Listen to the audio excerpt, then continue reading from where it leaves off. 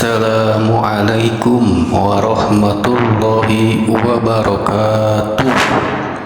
Alhamdulillahi rabbil alamin.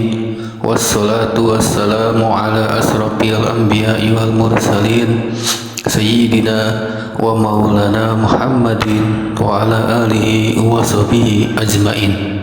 Amma ba'du.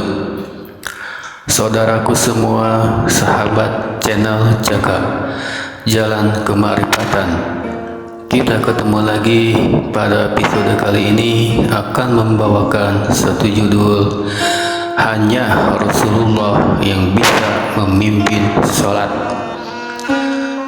Telah saya sampaikan pada episode sebelumnya bahwa Rasulullah itu adalah nurun ala nur yahdilahu linurihi mayyasa, cahaya di atas cahaya, nur yang turun dari sisi Allah Subhanahu wa Ta'ala sendiri, turun diutus ke dunia sebagai tali wasilah atau penghubung antara Allah dan makhluk ciptaannya. Ketika nur itu menempati wadah di dunia ini, maka nur itu akan serupa dengan wujud pembawanya. Tapi nur itu dan wujud pembawanya itu adalah dua unsur yang berbeda. Nur itu akan selalu ada di setiap zamannya, dari Nabi Muhammad diwariskan pada khalifah pertamanya.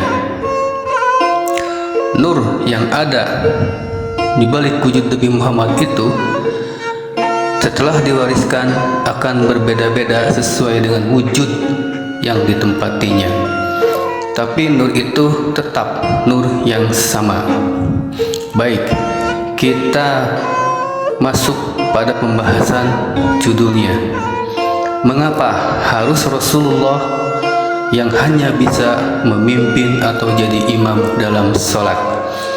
Diriwayatkan dalam salah satu hadis, saat itu para sahabat termasuk Abu Bakar Siddiq menunggu Rasulullah untuk menjalankan sholat asar yang waktunya hampir habis.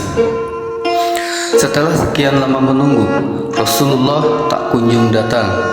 Lalu Abu Bakar Siddiq memerintahkan pada salah satu sahabatnya untuk pergi menemui Nabi Muhammad di rumahnya. Ternyata saat itu Nabi sedang terbaring sakit. Jangankan untuk memimpin sholat, untuk bangun dari tidur pun beliau tidak mampu. Lalu Nabi memerintahkan pada Abu Bakar Siddiq untuk memimpin sholat asar. Ternyata Abu Bakar Siddiq tidak berdiri di tempat biasa Nabi memimpin sholat atau imam, tapi Abu Bakar Siddiq berdiri memimpin sholat di belakang tempat imam yang biasa Nabi memimpin. Dan para sahabat bermakmum di belakang Abu Bakar Siddiq. Tempat Nabi biasa memimpin sholat dikosongkan. Kemudian setelah wafatnya Nabi, baru Abu Bakar Siddiq memimpin sholat di tempat yang biasa Nabi berdiri menjadi imam. Lalu, mengapa meski seperti itu? Ketika Rasulullah yang notabene adalah nur yang turun dari sisi Allah, itu menempati wujud seorang manusia, diutus ke dunia sebagai wasilah, maka jika manusia yang dibaliknya ada wasilah memimpin untuk sholat, maka secara otomatis semua tersambung akan Allah Subhanahu wa Ta'ala.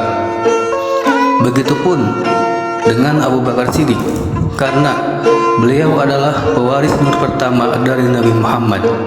Sungguh isi dadaku semua telah aku curahkan pada Abu Bakar Siddiq. Begitu pula pada setiap zaman, termasuk pada akhir zaman ini, ada satu pewaris Nabi yang mestinya kalian cari sebagai pemimpin dan wasilah untuk semua ibadahmu, yang mewarisi apa yang ada di balik dada Muhammad, bukan malah yang baru bisa baca mushaf Quran, banyak hafalannya, fasih bahasa Arabnya, pintar ceramah, bergelar ulama, kiai, ustadz, gus, buya, habib, dan lain-lain. Kalian jadikan pemimpin. Apa iya ritual ibadah salatmu bisa nyambung akan Allah Subhanahu wa Ta'ala, sementara mereka bukan pewaris Nabi? Karena hanya ada satu orang saja yang diwarisi setiap zamannya. Laqad ja'akum rasulun min anfusikum. At-Taubah 128. Besertalah denganku, Allah. Kalau belum bisa beserta denganku, besertalah dengan orang yang telah beserta denganku. Atiullah wa ati Rasul wa ulil amri minkum. Taatlah pada Allah, taatlah pada Rasul, dan orang yang dikuasakan atas kamu. Manusia itulah yang mestinya kau jadikan pemimpin. Seorang utusan di zaman ini, Rasulun min anfusikum, falam tajidalahu waliyan mursida. Al-Kahfi 17. Dia yang sempurna dan menyempurnakan, dia yang suci dan mensucikan. Arwahul muqaddasah, menyempurnakan dan mensucikan seluruh ibadahmu sebagai juru selamatmu yang mempertanggungjawabkanmu di hadapan Allah Subhanahu wa Ta'ala. Berat terasa olehnya, dia menginginkan keimanan dan keselamatan bagimu. Dia sangat penyantun dan penyayang. Dialah waliyam mursida, utusan atau pewaris Nabi di zaman ini. Sahabatku semua, mungkin itu saja yang dapat saya sampaikan pada kesempatan episode kali ini. Mohon maaf bila ada kata-kata yang terasa asing, karena Islam datang dengan keasingannya. Wabillahi taufiq wal hidayah, wabiridha wa inayah, ilahi anta maksudi wa ridhoka matlubi. Ini tentang praktek tarekat Naksabandia Khalidiyah Nusantara. Assalamualaikum warahmatullahi wabarakatuh.